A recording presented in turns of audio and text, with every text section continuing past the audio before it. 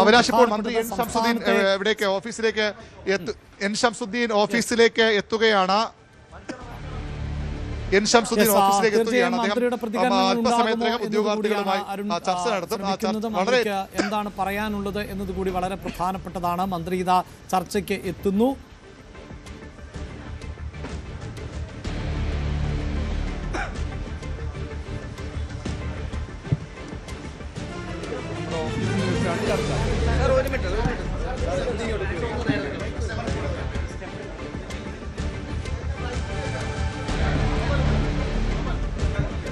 മന്ത്രി പ്രതികരിക്കാൻ തയ്യാറെടുക്കുകയാണ്. മാധ്യമങ്ങളോട് അദ്ദേഹത്തിന് എന്താണ് പറയാനുള്ളത്? മന്ത്രി എൻ ഷംസുദ്ദീന്റെ വാക്കുകളിലേക്ക്.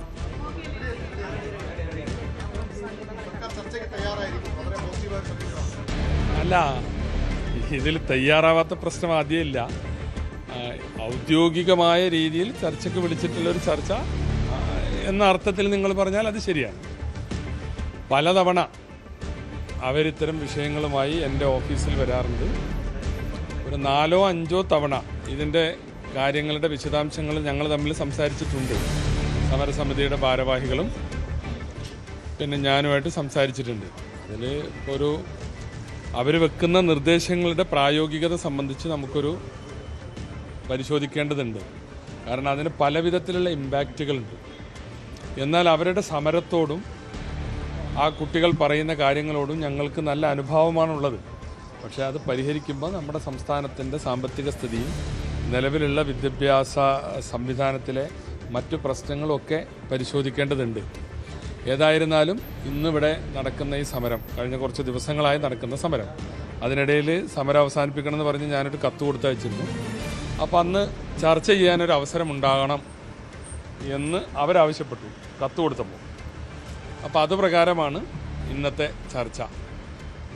അപ്പോൾ ചർച്ചയിൽ ഗവൺമെൻറ്റിനെ സംബന്ധിച്ചിടത്തോളം വളരെ തുറന്ന സമീപനമാണുള്ളത്. ഞങ്ങൾക്ക് ആർക്കെങ്കിലും ഒരു സൗകര്യം കിട്ടുന്നത് തടയണമെന്നൊരു കാഴ്ചപ്പാടേ ഇല്ല. പക്ഷേ നിലവിലുള്ള നോംസും നിയമങ്ങളും ഒക്കെ പരിഗണിച്ചല്ലേ ഇതൊക്കെ ചെയ്യാൻ കഴിയുള്ളൂ. അപ്പോൾ ആ കാര്യങ്ങൾ ചർച്ചയിൽ ഞങ്ങൾ അവരോട് സൂചിപ്പിക്കും. ചെയ്യാൻ കഴിയുന്ന കാര്യങ്ങളൊക്കെ ഗവൺമെൻറ്റിൻ്റെ ഭാഗത്ത് ചെയ്യാം. എന്നാലും ഇതിൻ്റെ ഇംപ്ലിമെൻറ്റേഷനുമായി ബന്ധപ്പെട്ട് ഞങ്ങൾ കുറച്ച് സാവകാശമാണ് ചോദിച്ചത്. സമരം നിർത്തിവെക്കണം എന്നാണ് പറഞ്ഞത്. അപ്പോൾ അതൊക്കെ ഇന്നത്തെ ചർച്ചയിൽ വരും. അല്ല, അങ്ങനെ ചർച്ചയിൽ എന്താണ് ഉണ്ടാവുക എന്ന് ഇപ്പം നിങ്ങൾ മുൻകൂട്ടി ചോദിക്കുന്നത് ശരിയല്ലല്ലോ. ചർച്ചയിൽ പല വിധത്തിലുള്ള നിർദ്ദേശങ്ങളുണ്ടാവും. സാവകാശവും വേണ്ടതല്ലേ. ഞങ്ങൾ ഇതേ സമരം കഴിഞ്ഞ ഗവൺമെൻറ്റിൻ്റെ മുമ്പിൽ നടന്നാണ്. ഇന്ന് ഈ സമരത്തിൻ്റെ അടുത്ത് പോയിട്ട് വലിയ വർത്തമാനം പറയുന്ന ആളുകൾ അന്നാണ്ട് പരിഹരിച്ചു കൊടുത്താൽ പോരെയായിരുന്നു. കഴിഞ്ഞ ഗവൺമെൻറ് തിരിഞ്ഞു നോക്കാത്ത സമരമാണ്. എന്നിട്ട് ഇപ്പോൾ പോയിട്ട് അവിടുന്ന് റീൽസൊക്കെ എടുത്തിട്ട് ഇതിപ്പോൾ പരിഹരിക്കണം എന്ന് പറഞ്ഞാൽ 3 മാസം മുമ്പ് നിങ്ങൾക്ക് പരിഹരിക്കാമായിരുന്നല്ലോ. അല്ല, ഞാനത് ഇവിടെ ചോദിച്ചപ്പോൾ അങ്ങനെ പറഞ്ഞു. അതിനുള്ള മറുപടിയാണ്. വേറെ ഇപ്പം നമ്മളൊന്നിലേക്കും കിടക്കണ്ട. ഓക്കെ, ശരി. ഷംസുദ്ദീന്റെ പ്രതികരണമാണ്. പക്ഷേ അദ്ദേഹത്തിന്റെ വാക്കുകളിൽ അധികം ശുഭപ്രതീക്ഷ സമരക്കാർ വെച്ച് പുലർത്തേണ്ട എന്നാണ് തോന്നുന്നത്. കാരണം സംസ്ഥാനത്തിന്റെ സാമ്പത്തിക സ്ഥിതി, വിദ്യാഭ്യാസ സ്ഥാപനങ്ങളിലെ കുട്ടികളുടെ എണ്ണം, ഇതൊക്കെ പരിഗണിക്കേണ്ടതുണ്ട് എന്ന് പറയുന്നു. പ്രതിപക്ഷ നേതാക്കൾ കഴിഞ്ഞ ദിവസം സമരപ്പന്തലിലേക്ക് എത്തിയ പശ്ചാത്തലത്തെ അദ്ദേഹം വിമർശിക്കുകയാണ്. വേണമെങ്കിൽ 3 മാസങ്ങൾക്ക് മുമ്പ് ഇത് പരിഹരിക്കാമായിരുന്നല്ലോ. അന്ന് സമരത്തെ തിരിഞ്ഞു നോക്കാത്തവരാണ് ഇപ്പോൾ റീൽസ് എടുക്കാൻ പോകുന്നത് എന്നുകൂടിയാണ് പറയുന്നത്.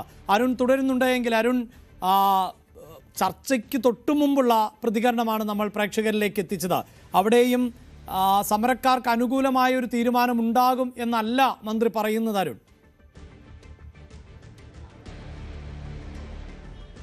തീർച്ചയായിട്ടും നമ്മൾ നേരത്തെ റിപ്പോർട്ട് ചെയ്തപ്പോഴും അക്കാര്യം സൂചിപ്പിച്ചിരുന്നു. അത്രയും പെട്ടെന്ന് സർക്കാരിന് ഈ മുഴുവൻ നിയമനങ്ങൾ നടത്തുക എളുപ്പമല്ല. സർക്കാരിൻ്റെ സാമ്പത്തിക സ്ഥിതി പ്രധാനപ്പെട്ട കാരണം തന്നെയാണ്. മാത്രമല്ല, ഒഴിവുകളുടെ കാര്യവും സർക്കാർ നേരത്തെ സൂചിപ്പിച്ചപ്പോൾ ഡിവിഷൻ ഫോൾ അടക്കം വന്നുകൊണ്ട് പലയിടങ്ങളിലും പോസ്റ്റ് തന്നെ ഇല്ലാതാകുന്ന അവസ്ഥയുണ്ട്. ഉള്ള ജീവനക്കാരെ പിരിച്ചുവിടുന്ന സാഹചര്യമുണ്ട്. നമ്മൾ ആലപ്പുഴയിലെ കണ്ടതാണ്. ഒരു സുപ്രഭാതത്തിൽ ജോലിക്ക് വന്ന അധ്യാപികമാരെ PSC വഴി നിയമിക്കപ്പെട്ട അധ്യാപകരെ പോലും ഇത്തരത്തിൽ തസ്തികകളുടെ പേര് പറഞ്ഞുവിടുന്ന സാഹചര്യമുണ്ട്. അതുകൊണ്ട് തന്നെ അത്ര എളുപ്പമുള്ളൊരു പരിഹാര മാർഗമല്ല സർക്കാർ മുന്നിലെന്ന് വസ്തുതയാണ്. പക്ഷേ സമരക്കാർ കൂടി വിശ്വാസത്തിലുണ്ടാകുന്ന, അവരെ കൂടി ബോധ്യപ്പെടുത്താൻ കഴിയുന്ന ഒരു സൊല്യൂഷൻ സർക്കാരിന് കണ്ടെത്തിയേ മതിയാകും, അല്ലെങ്കിൽ സമരം ഈ രീതിയിൽ തന്നെ മുന്നോട്ട് പോകും.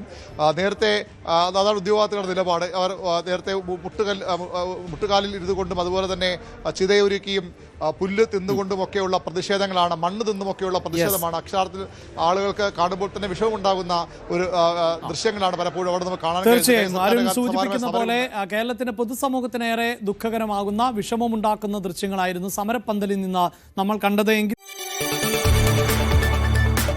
കൂടുതൽ വാർത്തകൾക്ക് news 18 Keralam YouTube channel subscribe ചെയ്യുക.